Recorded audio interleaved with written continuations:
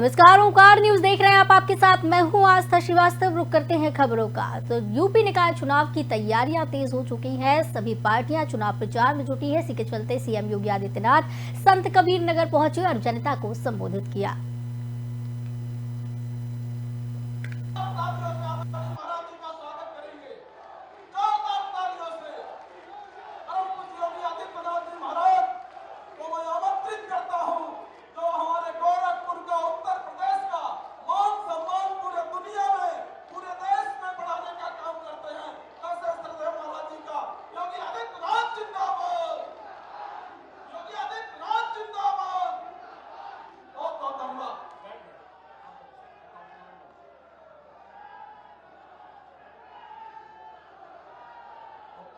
सरकार में मंत्री डॉक्टर संजय निषाद जी, जिले के प्रभारी मंत्री श्रीमती विजय लक्ष्मी गौतम जी, भारतीय जनता पार्टी के क्षेत्रीय अध्यक्ष श्री सहजानंद राय जी, माननीय सांसद श्री प्रवीण निषाद जी, माननीय विधायकगण श्री अंकुर राज तिवारी जी, श्री अनिल तिवारी जी, श्री गणेश चौहान जी, पूर्व विधायक श्री राकेश सिंह बघेल जी, जिलाध्यक्ष जगदम्बा श्रीवास्तव जी, आज के इस कार्यक्रम में उपस्थित भारतीय जनता पार्टी के सभी पदाधिकारीगण, जिले के प्रभारी श्री समीर सिंह जी और उपस्थित भाइयों बहनों, मैं सबसे पहले बाबा तामेश्वर नाथ के श्री चरणों में कोटि कोटि नमन करते हुए इस जनपद को, जिसे मध्यकाल के एक महान संत कबीर दास जी ने अपने समभाव और समरसता के माध्यम से एक नई पहचान दी, उनकी इस महापरिनिर्वाण की स्थली जनपद संत कबीर नगर के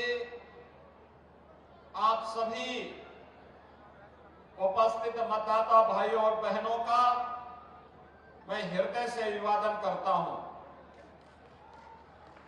भाइयों बहनों, संत कबीर के आगमन के पूर्व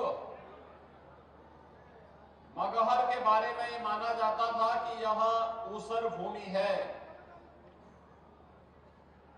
और ये माना जाता था कि साक्षात मगहर में मृत्यु का मतलब सीधे सीधे नरक की बात करते थे। लेकिन उस धारणा को बदला संत कबीर ने और आज भी मगहर में उनकी महापरिनिर्वाण स्थली है। डबल इंजन की सरकार ने कबीर एकेडमी बना करके संत कबीर के उन मूल्यों, उन आदर्शों और समाज में समता, सद्भावना, समरसता,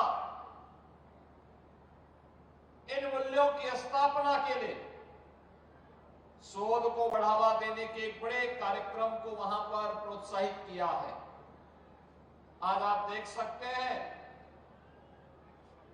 कि जो मगहर मध्यकाल में साक्षात नरक का प्रतीक माना जाता था, आज वही मगहर डबल इंजन सरकार में स्वर्ग जैसा प्रतीक हो रहा है। और मुझे लगता है कि पिछले 6 वर्ष के दौरान प्रदेश। वहीं निकाय चुनाव को लेकर समाजवादी पार्टी भी एक्टिव है। समाजवादी पार्टी की तरफ से डिंपल यादव कन्नौज दौरे पर पहुंची। सिब्रमऊ के तालग्राम तिराहे और सौरिक तिराहे पर स्वर्गीय पूर्व महासचिव रामप्रकाश शाक्य के प्रतिष्ठान पर करीब 10 मिनट तक डिंपल यादव रुकी। वहां पर छिबरामऊ से समाजवादी पार्टी से नगरपालिका प्रत्याशी उमर फारूक बंटी के समर्थन में डिंपल यादव ने कार्यकर्ताओं से ज्यादा मतों से वोट देकर सपा के प्रत्याशी को जिताने की अपील की। इसके बाद उनका काफिला सौरिक नगर पंचायत के लिए रवाना हुआ, जहां पर समाजवादी पार्टी के कार्यकर्ताओं के साथ बैठक आयोजित हुई। इसमें बताया गया कि सभी कार्यकर्ताओं और समर्थकों से किस तरीके से निकाय चुनाव में काम करना है और तमाम रणनीति इस दौरान तैयार की गई है। अपील इस दौरान की गई है कि समाजवादी पार्टी की नगर पंचायत और नगर पालिका में अधिक से अधिक मतों से जीत हो, जिसको लेकर कार्यकर्ताओं से भी इस दौरान अपील की गई है। वहीं समाजवादी पार्टी के कई वरिष्ठ नेता कार्यकर्ता इसमें शामिल हुए। सौरिक में डिंपल यादव के समर्थन में अधिक से अधिक मतों से वोट दिए जाने की भी अपील इस दौरान की गई है। बता दें कि मैनपुरी सांसद डिंपल यादव के कार्यक्रम को लेकर पुलिस प्रशासन भी अलर्ट दिखाई दिया। तो आपको बताते चले कि डिंपल यादव भी यूपी निकाय चुनाव को लेकर काफी एक्टिव नजर आ रही हैं। समाजवादी पार्टी के प्रत्याशियों के समर्थन में डिंपल यादव दौरा कर रही हैं और सपा के पक्ष में मतदान करने की अपील इस दौरान की जा रही है। इसी के चलते समाजवादी पार्टी से डिंपल यादव कन्नौज दौरे पर पहुंची और यहां पर सपा प्रत्याशी के लिए मतदान की अपील की है। निकाय चुनाव को लेकर सपा भी काफी एक्टिव नजर आ रही है और अब मैदान में डिंपल यादव दिख रही हैं। चुनाव प्रचार तेजी से किया जा रहा है। यूपी निकाय चुनाव को लेकर समाजवादी पार्टी रणनीति बनाने में जुटी हुई है और अपनी रणनीति पर काम कर रही है। तैयारियां तेज कर दी है। किसी भी प्रकार की कमी इस दौरान समाजवादी पार्टी की तरफ से छोड़ने की कोशिश की जा रही है कि कोई भी कमी यहां पर ना छूटे, इन तैयारियों में कोई कमी ना छूटे। इसी के चलते सपा के भी दिग्गज नेता मैदान पर उतर रहे हैं और प्रत्याशियों के पक्ष में लोगों से अपील कर रहे हैं मतदान करने की।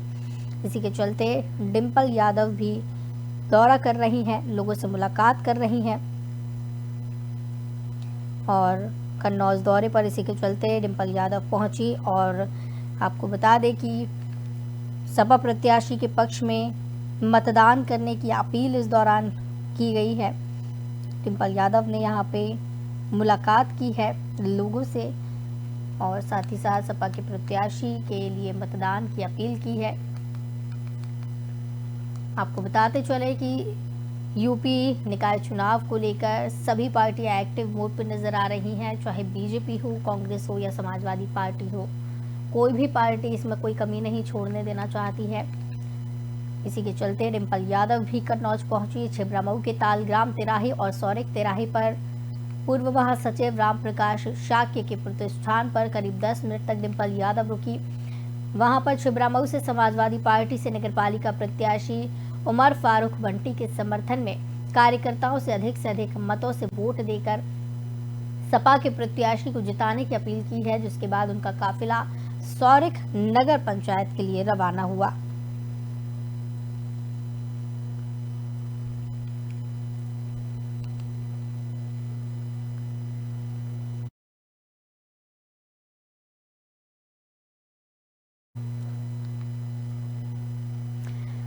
नगर निकाय चुनाव को लेकर घमासान तेज हो गया है। समाजवादी पार्टी के पूर्व कैबिनेट मंत्री डॉक्टर मनोज कुमार पांडे ने नगर पालिका परिषद चुनाव में बीजेपी द्वारा पैसे बांटने और शराब बांटने का आरोप लगाया है। रुपए बांटे जाने की सूचना मिलते ही पूर्व मंत्री और ऊंचाहार विधायक अपने समर्थकों को लेकर धरने पर बैठ गए। उनका आरोप है कि बीजेपी प्रत्याशी और उनका साथ दे रही सदर विधायिका अदिति सिंह सोनिया नगर और अन्य तमाम क्षेत्र में जाकर पैसे और शराब बांटकर मतदाताओं को प्रभावित कर रही हैं। पैसे बांटने और शराब बांटने की सूचना पहुंचते ही समाजवादी पार्टी ऊंचाहार विधायक और पूर्व मंत्री डॉक्टर मनोज कुमार पांडे अपने समर्थकों के साथ मानिका टॉकीज के सामने धरने पर बैठ गए। उनका कहना है कि बीजेपी सरकार जिस तरह धन बल और बाहुबल के सहारे चुनाव जीतना चाहती है, वो सरासर लोकतंत्र की हत्या है। तो बता दें कि विधायक मनोज पांडे ने बीजेपी पर गंभीर आरोप लगाए हैं। निकाय चुनाव में जनता को लालच देने की बात कही गई है। इसी के चलते मानिका टॉकीज के सामने धरने पर बैठे अपने समर्थकों के साथ में और बीजेपी पर जमकर आरोप लगाए हैं और लोकतंत्र की हत्या करने की भी बात कही गई है। कहा जा रहा है कि बीजेपी यूपी निकाय चुनाव में जिस तरीके से जनता को लालच दे रही है, पैसे और शराब जिस तरीके से बांट रही है, कहीं ना कहीं मतदान को प्रभावित करने की कोशिश की जा रही है। समाजवादी पार्टी के पूर्व कैबिनेट मंत्री और विधायक डॉक्टर मनोज कुमार पांडे ने नगरपालिका परिषद चुनाव में बीजेपी पर गंभीर आरोप लगाए हैं। इस दौरान कहा गया है कि बीजेपी पैसे बांट रही है और शराब बांट रही है, मतदान को प्रभावित करने की अपील कर रही कोशिश कर रही है बीजेपी इस दौरान मतदान को प्रभावित करने की। और साथ ही साथ आपको बता दें, लालच भी लोगों को दिया जा रहा है। रुपए बांटे जाने की सूचना जैसे ही पूर्व मंत्री और ऊंचाहार विधायक को मिली, वो अपने समर्थकों के साथ धरने पर बैठ गए। उनका आरोप है कि बीजेपी प्रत्याशी और उनका साथ दे रही सदर विधायिका अदिति सिंह सोनिया नगर और अन्य तमाम क्षेत्र में जाकर पैसे और शराब बांटकर मतदाताओं को प्रभावित कर रही है। पैसे बांटने और शराब बांटने की सूचना पहुंचते ही समाजवादी पार्टी ऊंचाहार विधायक और पूर्व मंत्री डॉक्टर मनोज कुमार पांडे अपने समर्थकों के साथ मनिका टॉकीज के सामने पहुंचे और धरने पर बैठ गए। इस दौरान प्रदर्शन उन्होंने किया है। उनका कहना है कि बीजेपी सरकार जिस तरह से धन बल और बाहुबल के सहारे चुनाव जीतना चाहती है, वो सरासर लोकतंत्र की हत्या है। बता दें, यूपी चुनाव को लेकर जिस तरीके से प्रभावित इस दौरान मतदान करने की कोशिश की जा रही है, बीजेपी पर गंभीर आरोप लग रहे हैं। इसी के चलते सपा विधायक मनोज पांडे ने भी बीजेपी को जमकर घेरा और उन पर गंभीर आरोप लगाए हैं। साथ ही साथ अपने समर्थकों के साथ मनिका टॉकीज के सामने धरने पर बैठ गए। साथ ही साथ कहा है कि बीजेपी पैसे और शराब बांट रही है, जनता को प्रभावित करने की कोशिश कर रही है।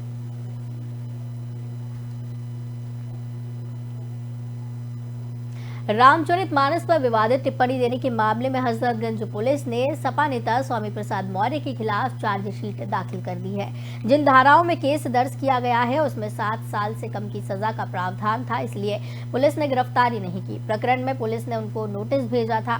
बाजार खाला निवासी शिवेंद्र मिश्रा ने 24 जनवरी को हजरतगंज थाने में स्वामी प्रसाद मौर्य पर धार्मिक भावनाएं आहत करने और अन्य धाराओं में मुकदमा दर्ज कराया था। आरोप था कि 22 जनवरी को वो एक न्यूज चैनल पर डिबेट सुन रहे थे। इसी दौरान स्वामी प्रसाद मौर्य ने रामचरितमानस पर आपत्तिजनक टिप्पणी की, जिससे हिंदू समाज आहत हुआ। बयान जाति विभाजित करने व समाज में घृणा फैलाने वाला था। तो इसी के चलते स्वामी प्रसाद मौर्य को लेकर शिकायत दर्ज करवाई गई थी और इसी मामले में आपको बताते चले कि चार्जशीट अब दाखिल कर दी है। पुलिस ने अपनी चार्जशीट में स्वामी प्रसाद मौर्य को दोषी पाया है और इसके बाद आपको बता दें, हालांकि अभी तक उनकी गिरफ्तारी नहीं की जा सकी है। रामचरितमानस पर विवादित टिप्पणी के मामले में सपा नेता स्वामी प्रसाद मौर्य की मुश्किलें बढ़ सकती हैं। पुलिस ने इस मामले में स्वामी प्रसाद मौर्य के खिलाफ चार्जशीट दाखिल कर दी है। पुलिस की चार्जशीट में मौर्य दोषी सिद्ध हुए हैं। स्वामी प्रसाद पर धार्मिक भावनाएं आहत करने को लेकर जनवरी में केस दर्ज कराया था। दरअसल राजद नेता और बिहार के शिक्षा मंत्री चंद्रशेखर ने जनवरी में रामचरितमानस पर विवादित बयान दिया था। इसके बाद देश भर में से लेकर बहस छिड़ गई थी। इस बयान का समर्थन करते हुए स्वामी प्रसाद मौर्य ने विवादित बयान दिया। स्वामी प्रसाद मौर्य ने रामचरितमानस को बकवास बताते हुए इससे विवादित अंश बाहर करने या इसे बैन करने की मांग की थी। उन्होंने कहा था कि इसे तुलसीदास ने अपनी खुशी के लिए लिखा है। स्वामी प्रसाद ने लंपट, दुराचारी, अनपढ़, गवार, ब्राह्मण को भी पूजनीय बताने और शूद्र के ज्ञानी विद्वान होने पर भी उसका सम्मान करने वाले अंश का जिक्र करते हुए सवाल किया था कि क्या यही धर्म है।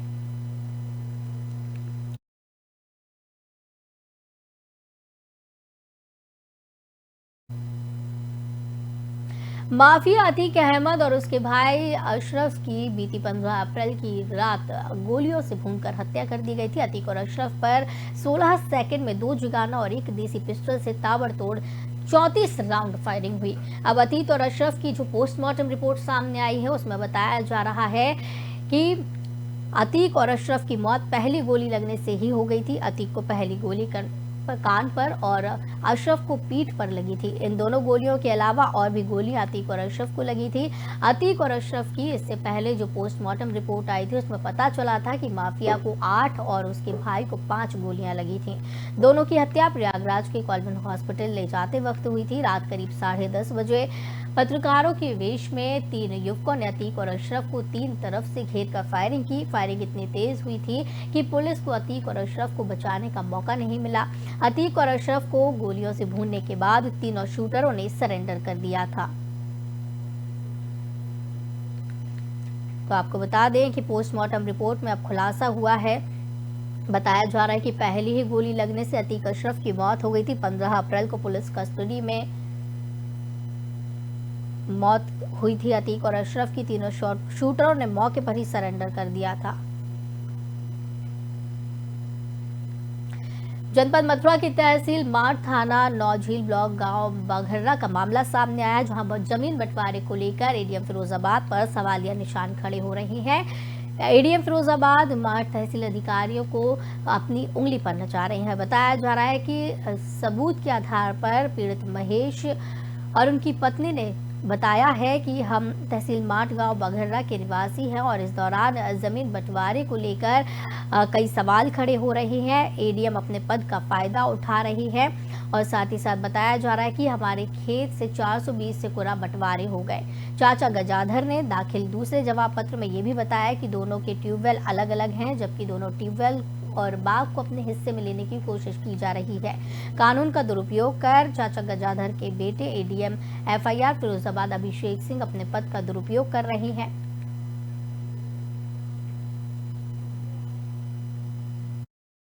मेरे यहाँ ये नाप आ रही है माठ तहसील से। मेरे पापा जी के चाचा जात भाई गजाधर सिंह, उन्होंने एक मतलब 420 से कुरा बंटवारे करा लिए। ना तो मेरे को कोई नोटिस दिया गया मेरे पिताजी को, और ना हमें पता चला। आज 25 साल बाद हमको पता चला है कि हमारे खेत के कुरा बंटवारे हो गए। और अब चाचा का लड़का है, चाचा का गजाधर सिंह का लड़का है एक अभिषेक सिंह, जो एडीएम एफआर फिरोजाबाद में है। वो हर हफ्ते में टीम आ रही है। माठ की टीम के साथ में अपनी फिरोजाबाद से प्राइवेट लोग हर बार 5-7 लोग हर बार प्राइवेट लोग आते हैं।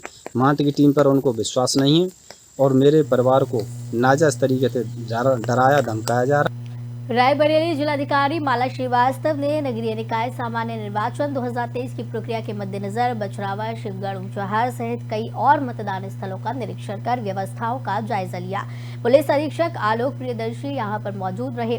जिलाधिकारी ने जिन मतदान स्थलों का निरीक्षण किया उनमें बछरावा में राजकीय बालिका inter college, Gandhi inter college सहित उच्च प्राथमिक विद्यालय भवानीगढ़, ब्लॉक शिवगढ़, अंबेडकर महाविद्यालय ऊंचाहार, प्राथमिक विद्यालय मुस्तफाबाद शामिल हैं। जिलाधिकारी ने मतदान स्थलों पर साफ सफाई और बिजली और पानी की उपलब्धता की व्यवस्था और सुरक्षा व्यवस्था के लिए संबंधित उप जिलाधिकारियों और क्षेत्राधिकारियों को आवश्यक निर्देश दिए। उन्होंने कहा कि राज्य निर्वाचन आयोग के निर्देशों का पालन करना सुनिश्चित करते हुए चुनाव प्रक्रिया पूरी करवाई जाए।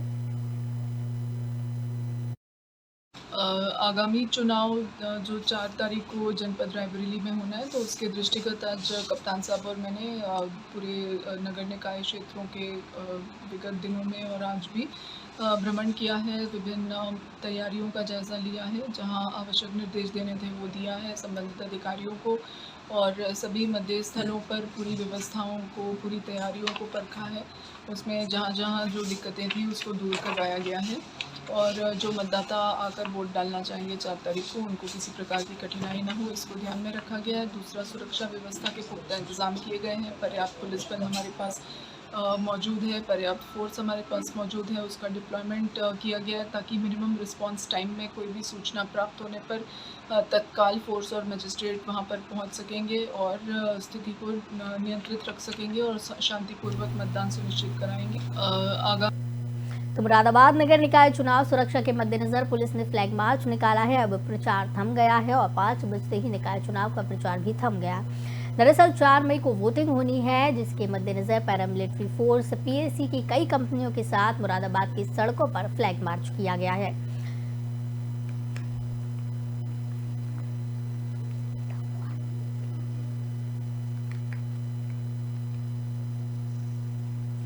अलायंस बिल्डर्स के भूमाफिया निदेशकों की 70 करोड़ की संपत्तियां फिर मुनादी कर कुर्क की गई हैं। पुलिस प्रशासन के अधिकारियों ने ढोल बजवाकर संपत्ति कब्जे में ली।